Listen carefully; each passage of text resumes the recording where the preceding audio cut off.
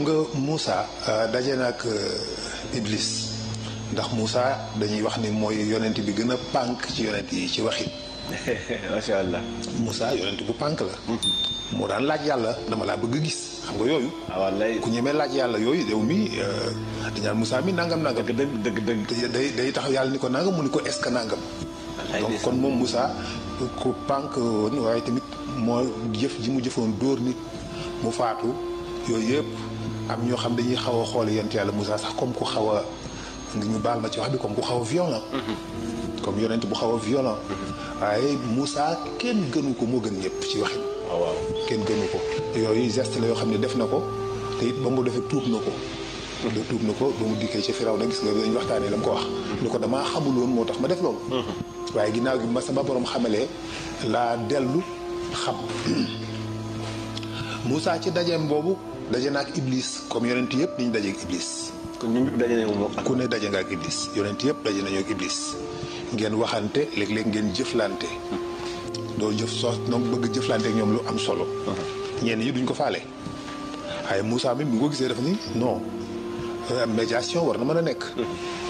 xool Iblis xaw a am ci moom ñeewante. xam ne Iblis mi ci alkaande la jëm. Moussa ni ko ndax doo ñëw ñu jeexal lii. sa digganteeg sa borom. sa digganteeg sa borom. ñu jeexal problème bi ci nekk ndax yàlla buur bu baax la te moom ku mën a baale la te moom lépp lay jéggale. kon donc lan moo dox sa digganteeg nga ñu dem nga baalu ko mu jéggal la ni ko loolu amul problème. loolu Moussa wax Firawna astaghfirullah Iblis. ni ko comme yàlla moom buur bu baax la. te ku mën a jéggale la te lépp lay jéggale pourquoi ngay nekk fi di ko affronter di dugg ëllëg safara. nañ dem nga jéggal ko mu jeex affaire bi jeex on en parle plus. Iblis ni ko d'accord nañ dem. ñu ànd ñoom ñaar dem ca barab ba ñu war a jàpp ni fii la ñuy gis dajeeg yàlla. bi ñu dikkee Moussa dikk mooy barab ba mu daan dikk ca Sinaay. dikk wax ak yàlla ni ko man de dama ànd ak Iblis tey dañoo ñëw pour tinu nga jéggal ko mu tuub li mu def nga jéggal ko mu jeex coow li jeex. yàlla ni ko man awma problème man ku ma jéggalu rek ma jéggal la laa yaakaar ci. waaye moom lu ñu jote woon maag moom.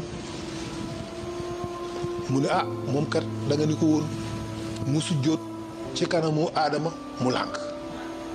yàlla ni ko awma benn problème geste boobu ma ko santoon bu ko defee rek man ma pardon ma effacer lépp léegi. waaw. ni ko awma benn problème gis nga geste boobu ma ko santoon na sujjóotal Aadama mu ne bu dangoo dem def ko rek ma supprimer lépp fàtte ko. ñu ni ko waaw mais Aadama nekk du fi koy léegi mu ne woon non amul problème bàmmeel la ma ngi noonu na fa dem sujjóot ci bàmmeel la.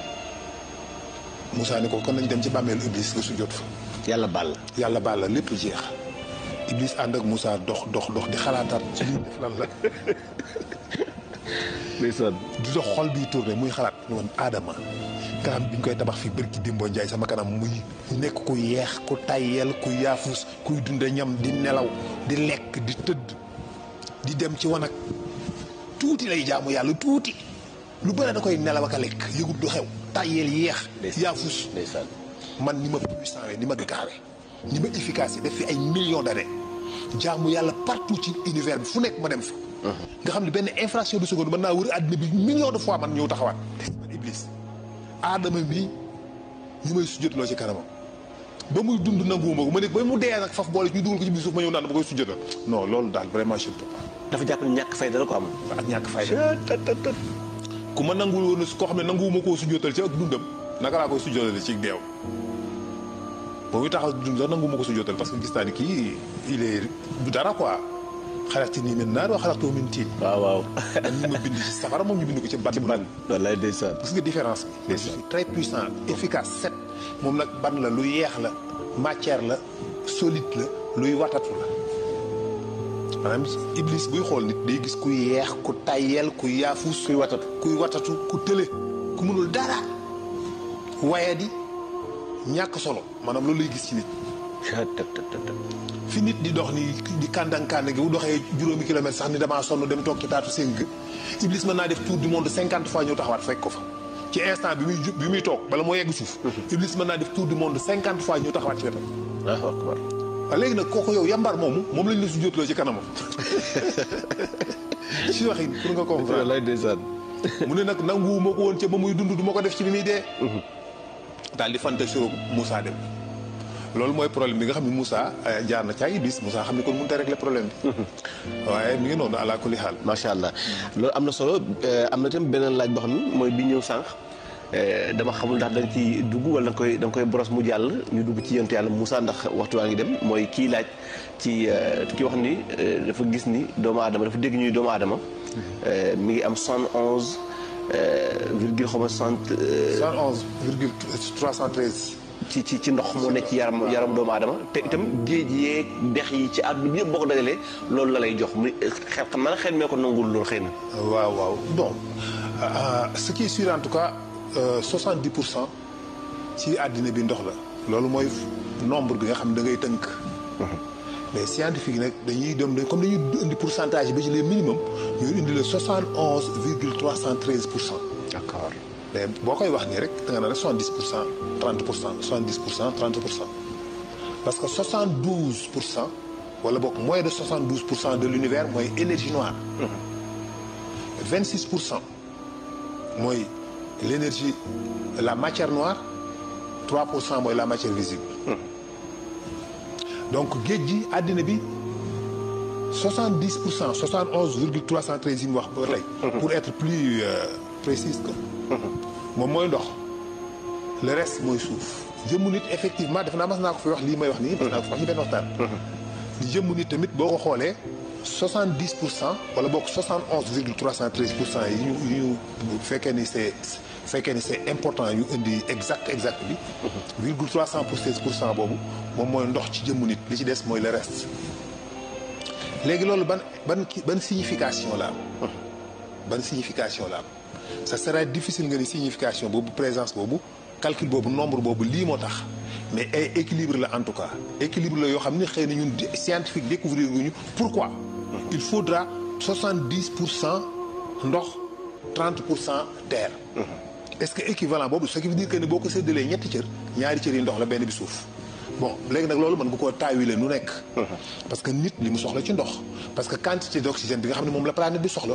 il faut géej gi tollu nangam. parce que li war a dund ci biir géej gi ci ay jën il faut géej gi tollu nangam parce que nit ni mu mënee yàq il faut ñu def ko ci benn kii bu ndaw parce que y a beaucoup de choses beaucoup de raisons yoo xamante ni si mën na tax yàlla def ces équilibre yooyu mais yàlla li mu bind lépp daf ko bind ci ay yamale ay tollole. amul lu mu def lu raté xam naa dinañ ñëw ci waxtaan ci.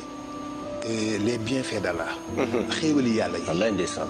xéewali yàlla yi. wallaay ndeysaan dinañ si ñëw ñu def ci waxtaan li ñu yàlla defal ci xéewal lépp ñun doomu aadama. ndeysaan xëy na lépp kenn mënu ko citer waaye incha allah dinañ ci citer lu bare nit ci comprendre exactement chaque particule de poussière boo gis le pourquoi et le comment la ba tax yàlla defar ko. macha allah.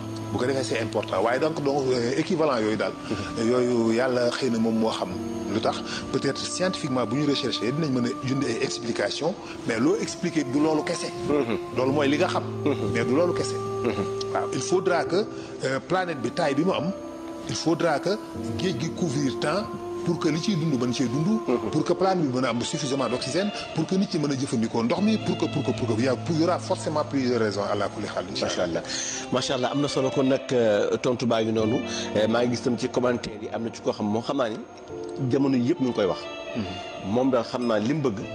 mooy dafa ni Hadj Ndiaga professeur kañ la ñuy ñamal ci safara. mi ñu ko. te nga bay yàq émission bi. ndax gars yi dootuñu seetaan alkawun. moom la xam naa ni te moom mii nag moom insisté na trop moom Pape Moussa mii. insisté na trop moom Pape Moussa xam damay gis ay commentaires lu bare dafa bëgg ñu waxtaan ci safara. ayca. moo xam naa daal. damay bañ gars yi dootuñu seetaan alkawun rek. loolu mooy problème safara xam nga moom safara dafa tàng ba bopp. dafa yéeme de. waaw dafa yéeme léegi xam naa danañ ko utal jotaay. incha allahu taala. incha allah mosti voilà bi ma lay wax naan la man maay laaj sama bopp dama gis ci benn commentaire rek. benn xale ndeysaan. dama jàpp ni xëy na comprendre wul. mais tamit je suis très surpris vraiment bu fekkee ne élève la buy jàng comment est-ce possible que mënul comprendre loolu. bu fekkee élève buy jàng la bu fekkee ne élève buy jàng la. damaa jàpp ne élève la li tax muy wax loolu dama jàpp ne élève la quoi. mais le fait que mënu ko comprendre loolu moo ma def équation. ma ne kon y a quelque chose y a danger. mooy bi ñuy waxtaan ci dee may wax ni nit bu dee dafay am dañuy gis benn augmentation de 30 degrés. d'abord gis naa ci ñaar ñu si kenn ki di xam naa dafa juum comprendre wul kenn ki comprendre dafa ni waaw non déjà nit 36 degrés la bu amaatee benn augmentation de 30 degrés donc waxuma pour mu comprendre moom nit kooku. waxuma ni nit ki moom mooy am benn augmentation de 30 wala boog 29 degrés ci tàngaay mais environnement bi la. est-ce que comprendre nga fi mu nekk. néeg bi ñu nekk. rebord yi dañuy gis ni température bi yéeg na am na benn augmentation de 29 degrés 30 degrés. mais du doon nit ki. mais du doon nit ki nekkul nit ki la. d'accord pour mu comprendre moom dafa jàpp ni nit ki laa wax ni moom mooy gën a tàng non kii dee du gën a tàng day gën a sedd. mais fi mu bàyyi li génne ci moom tàngaay wi génne ci moom ba tax moom mu sedd tàngatul. tàngaay woowu ñu ngi ci environnement bi. d'accord moo tax moom li mu ne 36 degrés c'est bien parce que peut-être que 36 degrés ak 30 degrés bon y a peut-être une perte de 6. ñu resté ci corps bi. 30 yi génn peut-être moo créé augmentation peut-être même 36 yëpp génn mais juste créé benn augmentation de 30. vous voyez ce que je veux dire. donc moom dafa juum ci côté boobu la comprendre li ma bëgg a wax waxuma ni nit ki mooy yokku mais environnement bi mooy am benn augmentation. kële moom dafa xàmmewul degré Celsius ak degré d'arc loolu moo ma étonné quoi. bu nee benn augmentation de 30 degrés mënuma degré du tàngaay. non man attends qu'est-ce qui se passe. dafa dese comprendre. voilà comment est-ce possible que moom mënul comprendre ni dafa am degré d'arc ak degré Celsius. moom degré d'arc moo nekk ci xelam bi moo tax mu ne ma degré du tàngaay. degré d'arc mooy arc benn cercle. un cercle c'est mooy benn tour de 360 degrés. donc 180 degrés mooy moitié wu tour boo déggee ñu ni virage à 180 degrés. mooy da ngaa def presque une demi-cercle. le terme 360 degrés les anciens babyloniens ñoo ko indi woon parce que boobu à cette époque ils considéraient l'année comme 360 jours et non 365 jours. léegi la le nombre de jours yooyu nga xam ne moom la suuf si di tourner autour du soleil mu nekk 360 jours ñoom ci seen calcul. la ñu gis ne donc loolu mooy cercle bi fermé wu ñu considéré ko comme degré. donc 360 degrés 180 degrés mooy demi-cercle. 180 fois 2 égale 360. te donc terme degré boobu foofu la jógee dafa am degré d'arc. maanaam lu def ni ma la jox degré d'arc. maanaam koñ bi pliation bi espace bi nii la. ñaata degré la lemu nii. fii gis nga sama diggante ñaari loxo yi. nii ñaata degré la lii ñaata degré la lii ñaata degré la. loolu ñuy tuddee degré d'arc. d'accord donc benn cercle nii nga lem ko ba ban point est-ce que comprendre nga maanaam man benn bant buy lem. mën naa kaa lem ba mu def nii mel ni fett. d'accord ma gën koo lemaat ba mu gën a jege. ba mu jegante. voilà su ma ko lemee ba mu sësuloo ñu ni ma yóbbu nga 360 degrés mais su ma ko lemee ba mu ñëw ba ci digg bi ni tolloo mel ni arc fer dañu am yóbbu ko à 180 degrés. ainsi de suite donc entre les montées et les descentes. d'accord donc loolu mooy degré d'arc pour mu comprendre loolu mais nekkul ni degré fu ñu ko waxee rek problème mu tàngaay la bu yow am na seconde degré.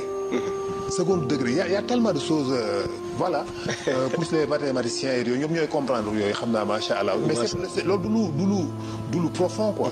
loo xamante ni si war na ko mën a bañ a xam loolu moo ma étonné du lu profond du lu difficile. du lu compliqué loo xam ne war na ko mën a bañ a xam loolu mooy sama problème xam ku ne xam ne y a degré d'arc y a degré Celsius. degré Celsius température la degré d'arc courbure la. donc voilà. mais nag professeur xale yi dañ lay topp bu baax a baax. gis naa loolu xale yi waaw gis nga sama doom ji sama taaw bërki démb la ñu def délégation ñu ànd ak seen waa classe ñëpp ñu seesti ma. waaw ni ma daal dañu bëggoon waxante ak tonton ma jama parce que dañ doon werante suñu classe ni àdduna bi dafa rond wala dafa tàlli ba mujj naa la jox sa téléphone ñu wax ak yow macha allahu taala yooyu nag da lay wan ni kon. xale yi ñu ngi gëstu bu baax a baax. voilà alhamdulilah loolu nag mooy li ma bëggoon. je dis souvent que c'est stimuler la curiosité des enfants. pousser leen ñu bëgg xam-xam. xam nga déjà élèves yooyu c'est loolu mooy réussite. donc fexe ba élèves yooyu commencé intéressé wu ci astronomie boobu. non la terre elle est ronde non elle est plate gis nga déjà c'est tellement intéressant maanaam ñooñu déclenché wu nañ dugg nañ ci buntu bëgg am passion wu xam-xam. te daf leen di yóbbu ci bëgg yàlla ak xam yàlla. wallaahi ce qui est plus important. wallaahi donc loolu mooy objectif fu xam-xam. moo tax dama lay waxaat waxu Einstein ba. kon xam-xam. science sans religion est boiteux. loolu la wax nee na xam-xam bu àndut ak diine xam-xam ba dafa làggi. day soox. mu ne waaye diine bu àndut ak xam-xam nee na diine ja dafa silmaxa. foog ñu omat mu ne waaw mu ne science sans religion est boiteux mais religion sans science est aveugle. loolu la Albert Einstein wax. wax na dëgg de moo tax nit xam-xam dafa war diine dafa war a ànd xam-xam. xam-xam bi nag nekkul li ñuy werante bis bu nekk fu tubéy di yem ak ban socc la ñu war a soccoo ne la ñuy jullee ni ñuy jàppoo du loolu muy xam-xam bi ak sikkim bëggul nan la sikkim dafa war a xonq mu wërta xonq du yooyu moom mooy yi nga xam ni mooy xam-xam bi tax ñu yàlla di wax gëstu leen jàngat leen asamaan a suuf xanaa du ngeen méditer xanaa du ngeen xellu xool leen ni ma bindee asamaan xool leen ni ma bindee bidéo yàlla moo ñu koy wax yàlla moo ñu koy woo du ñun wallaahi est-ce que vous comprenez s'il te plaît yàlla moo ñuy woo ci loolu moo ñu di leen réfléchir ci ni ma créé asamaan si xanaa te wax ko benn yoon quoi xam nga lu nit di répéter di ci insister noonu la mel yàlla daf koy répéter di ci insister di ko waxaat xanaa chaque jour alxuraan lépp yooyu nga fay fekk iza samaa'un shaqqat wa azinat li rabbiha wa uqat iza samaa'un fatarat fa iza al-kawakibu intasarat fa iza al-ardu muddat wa alqat ma fiha wa taqalat iza shamsu lu ne ngay gis donc il te parle que de science de l'astronomie man ndax yéen wa yatafakkaruna fi xalqi samawati wal ard wallaahi wa yatafakkaruna xanaa du ngeen xalaat ak ñiy xalaat fi xalqi ni ma bindee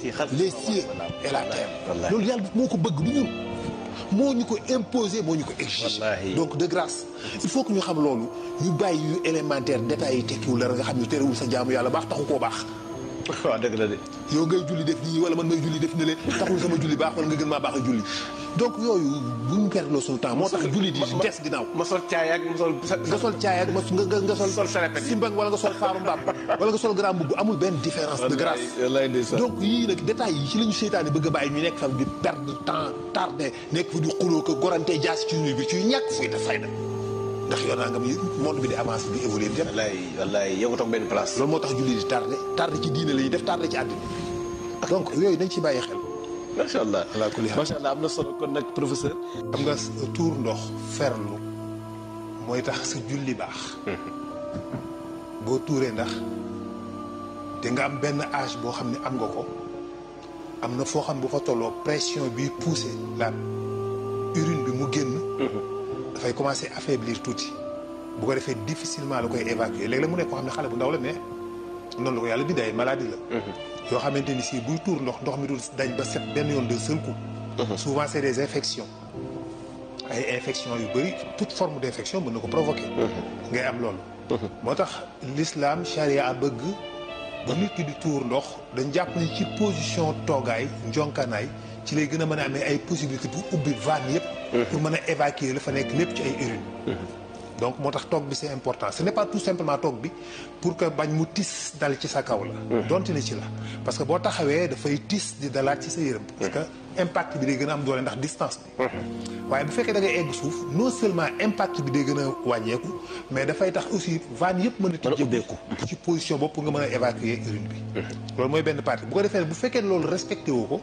ba mu am dafay des bu desee tuuti da ngay jóg dox tuuti ngay sentir muy xuule mu wàcc nga gis ni sa njàpp yàqu na kon am nga sobe mënatoo julli bu ko defee loolu mat na bàyyi xel waaye ñaareel bi ñàkk ko génnee ba mu set urine bi dafay des bu fa desee comme moom ay acide la dafay provoquer ay infection mën na la jural ay feebar parce que dafa am composition dafa am ammoniac ci biir am na potassium am na en tout cas ay ions ions yooyu nag dafa ak potassium yeeg yooyu ak ba ci carbone yooyu yëpp dafay provoquer donc des infections bon la majeure partie de l'urine c'est de l'eau la majeure partie 90% yëpp ndox la mais 10% bu ndaw boobu bu ko xeeb 10% bu ndaw boo xam moo nekk ces acides là moo gën a dangereux mën na indil la ay jàngoro yoo xamante ni si bari na nit ku dox mu am problème mu wàllu ngóoraak yu mel noonu loolu moo ko provoqué moo tax c'est à éviter c'est très important macha allah xam sa boo gisee sax boo xoolee tey fii xale yi di tuur ndox léeg-léeg ci miir da ngay gis bu ñu fi sawaat fi rek da ngay gis mu commencé di soppeeku waaw nga gis acide bi ni muy lekki miir bi voilà même bu dee suuf ci suuf bi sax da ngay gis suuf bi ni muy soppeekoo effectivement day mel ndoxum géej foo koy dal fu muy dal waaw parce que dafa am ay ions donc mooy base xorom dafa am yooyu moo tax nga gis la piste dafay am goût xorom parce que dafa am éléments yi nga xam ñooy composer le sel et puis ak ay acide ak ay ammoniac donc c'est des produits très dangereux kon daal ni muy yàqee foofu daal bu desee foofu tamit noonu la koy yàqee macha allah taala kon mi ngi noonu yaakaar naa boobu laaj tam tontu bi leer na beneen bi mu wax ni mu ni kii moom dafay laaj mu ni moom mu ngi def li mu war def ci diggante ak boromam mi ngi jaamu yàlla mi ngi def li mu war def yëpp mais daal gis na ni yàlla da koy teg ay nattu rek nattu yi métti la ko yàlla teg te en général bu ko yàlla tegee natt mu metti ñu ne ko santal yàlla mu gën a sant yàlla natt yi di gën a metti di gën a tar muy léegi nag moom loolu moom daal def na ko problème sant yu metti yooyu ak natt yu metti yi.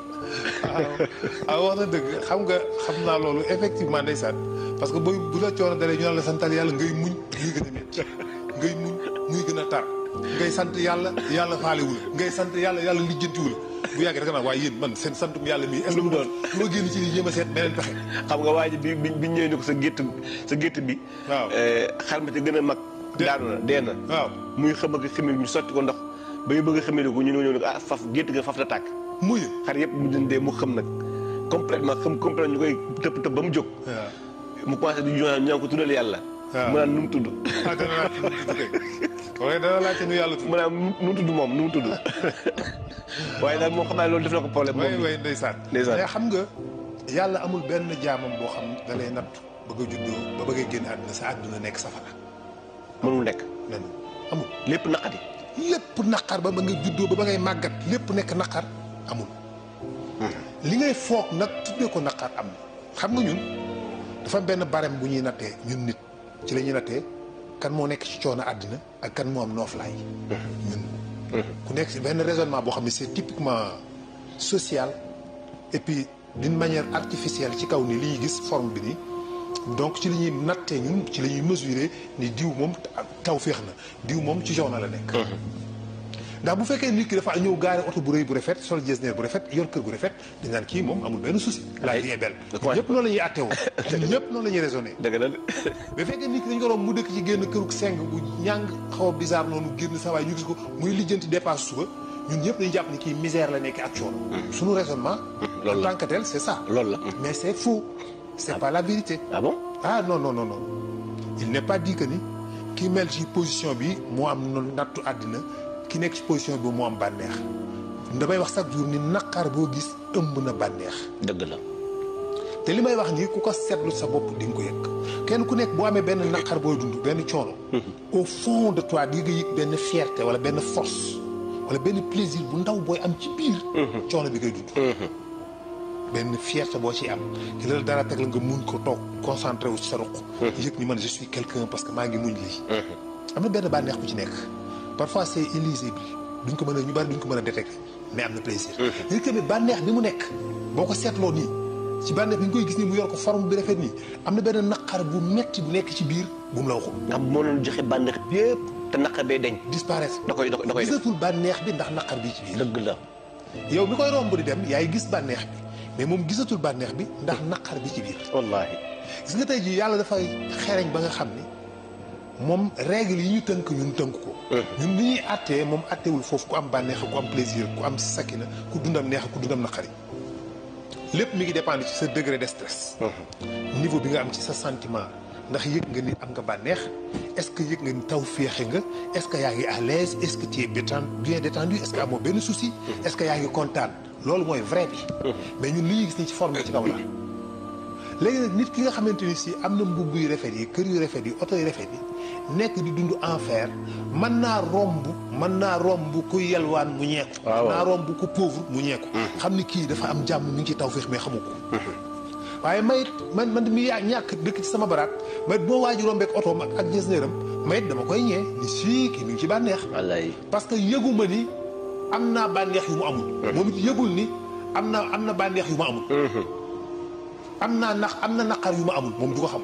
man du ma xam ni am na naqar yoo xam ne man awma ko. du ma ko xam parce que damay jàpp ni ma mel nii su ma amoon xaalis lii la may fekk si rek ànd ak man ci lii point. tel n'est pas le cas. gis nga yàlla mën naa fexe ba ñaar ñooñu seen degré stress tolloo milliardaire bi ak yalwaankat bi yàlla mën naa fexe ba seen tolluwaay seen yëg-yëg ci seen xol seen bànneexu xam tolloo. waaw dëgg la de. yow doo ko xam. wallaay dëgg la yàlla dana ko xam. dëgg la de. gis nga président de la république. dëkk ci palais. am avion. am cortège. mais moom tamit pression noonu lay toll. ah waaw. day tolloog palais pression bi muy dund. bi muy subir day tolloog palais day tolloog avion day tolloog cortège. bu ko defee yow yaa ngi koy gis ni dans ce luxe mais moom il souffre. wallaay. amul sakina. newul ci jàmm amul jàmm. amul sérénité dana tëdd dugg ba sëb du nelaw. wallaay. ndax am ay souci bopp bu tëju. am na bànneex. xam nga loolu koo ko wax mu rejeté waaye saa yi bu ñu fonto président moom noos lay def quoi ñun ñëpp noonu la ñuy raisonné man mi sax peut-être ku ma woo noonu laay wax. maanaam président daal mënu maa wax leen lu dul. mu ngi day noos. waaw mais il se peut que wallaahi il se peut que moo la gën a stressé. fuuf. dana tëdd du nelaw. mais yalwaankat bi aussi mën nga ko gis ni mu pauvre ni mais ci biir bis bu amee dépense tey ba ñibbi këram mais il se sent tellement bien. La vie est tellement belle. paix amul benn stress amul benn angoisse. angoisse am yëpp loolu la. dépense suba sama doom ordonnance am facture courant bi. point bu ko réaliser rek affaire bi disparaître il est heureux il est libre amul benn pression amul benn fitna. moo tax yooyu du nattukaay. yàlla dina nattu nit ñëpp am nattu nit ñëpp yaa ngi dundaale yaa ngi sooxaale benn handicap benn nattu benn naqar benn métti. koo seen muy dox am na benn handicap psychologique booy démarrer. donc am nga lu la naqari ci dara ci lii d'une manière ou d'une autre. et puis kattan yi ni ñu toll noonu tamit la yàlla di séddale nit ñi. waaw am na ñu am kattanu mën a dundaale ak une tonne problème. parce que yàlla jox na leen doole yi àttan nañ ko.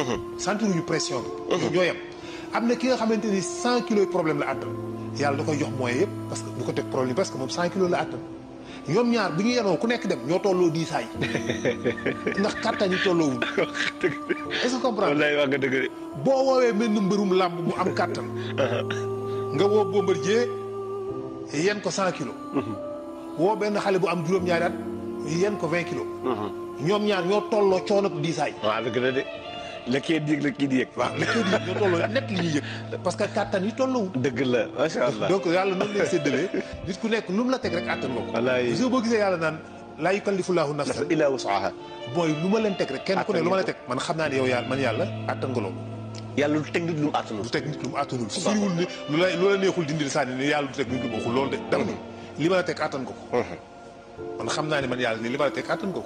macha allah donc loolu rek la waaye ala kulli xaal ni doomu aadama yi ñëpp a yem daanaka. macha allah incha allah macha allah am na solo boobu tam leer na beneen bi mu mujj ñu doog a dugg na ci yonent yàlla Daawuda mooy kii moom dafa ni dafa dégg ci alxuraan yàlla wax ni àjjana ku fa dugg dootoo génn. te itam mu jàpp ni Adama biir àjjana lañ ko bindee lan moo tax ñu bindee ko biir àjjana ba noppi wàcce génnewaat ko àjjana moo tax wala bokk. Adama yàlla bindewu ko biir àjjana li mu bëgg a xam daal ci laaj bi pour mu leer li mu bëgg a xam mooy Adama biir àjjana lañ ko bindee dañ ko defare wala ci bitti àjjana lañ ko defare su fekkee biir àjjana lañ ko defare la moo tax yàlla génnee ko su fekkee nag bitti àjjana la tamit loolu bëgg a am ci lu ko leer. waaw xam nga question bi mas naa dégg bu yàgg benn waaye def benn vidéo mas naa ko gis mu critiqué loolu fekk boobu dama ne Adama ca naaj wa juddoo. ca naaj wa ca naaj wa. mooy li ma ci bëgg a jublu rek. mooy environnement bi ñu ko fabriqué. environnement bu coono la moo tax góor gën a ñeme coono. que jigéen. aljana nag xawaa nag environnement bi ñu ko bindee environnement de paix la de tranquillité. moo tax jigéen moo gën a mën a toog kër te du dem te du ko def benn problème. dëgg la mais góor boo ko tëjee kër gi moo angoissé wu stress. wallaay. que da ngay yoral xale bu góor ak xale bu jigéen. xale bu jigéen day tranquille il est stable mën na xëy du génn kër gi. dem fii def li ñu ko def loo ñëw fii toog. seetaan télé génn dem raxas boole ñëw toog mais xale bu góor bi. fubale rek. foog mu nekk ci naaj. parce que loolu lañ ko mooñaale. bu ko deful day feebar. parce que yàlla noonu la leen bindee. aljana boobu d'abord nekkul aljana bi ñu jëm suba. ndeysaan. aljana bi Adama nekkoon bokkut ak aljana bi ñu jëm suba. aljana boobu am na ñu wax ni mi ngi woon ci kaw suuf si. biñ bindee Adama. biñ bindee Adama. am na ñu wax ni d'abord yàlla bindee ko biir aljana dinaa ci ñëw. aljana boobu yàlla dafa am ñu wax ne mi ngi woon ci biir suuf ci kaw suuf si la nekkoon ci kaw suuf si. fi ñu nekk am ñu ne déedéet aljana boobu mi ngi nekkoon ci asamaan mais dañ faa jëlee Adama wàccee ko ci kaw suuf si. maanaam man exemple benn exoplanète la. wala benn galaxie la sax boo xam ne am na benn planète bu extraordinaire bu fa nekk yàlla def ko fa. peut-être mi ngi woon Andromède waxeen la quoi. Andromède benn galaxie la boo xam ne mi ngi à 2 millions d'années-lumière à 2 millions 300 années-lumière. donc peut-être que mi ngi woon Andromède am fa benn planète boo xam boo fa demoon da ngay fekk ni fii aljana la. aljana boo xam degré bu yem la par rapport ak aljana bi jëm suba. aljana boobu la Adama ak Hawa nekkoon. yàlla mi ngi bindee Adama ci banu suuf bii ñu nekk. defar ko dugal ko ci aljana boobu moo xam aljana ba ci kaw suuf si la wala ci beneen planète la bu bopp fan yële xoolal rek yàlla li muy def. fan yële benn nit dafa ma woo wax ma benn gént daf ni ma. dafa gént Adama di jóge aljana di wàcc ci suuf. allahu akbar gént bu doy waar la gént. mu ne waaye dafa mel ni benn bulle comme benn bal bu weex tàll bu trace comme boule d'air. boule d'air ni muy mel ci la nekk ci la nekk. mu wàcce ko ci benn montagne te moom xamul ni Adama effectivement ci benn montagne lañ ko wàccee. Allahu akbar. mu ne ci benn montagne la ko wàccee mais gisuma Hawa mais benn jigéen bu ñuul laa gis. mi ngi ko wan ginnaaw mi ngi wan ginnaaw Adama. ma ne ko effectivement Adama noonu la wàccee bil boobu muy gis mu mel ni.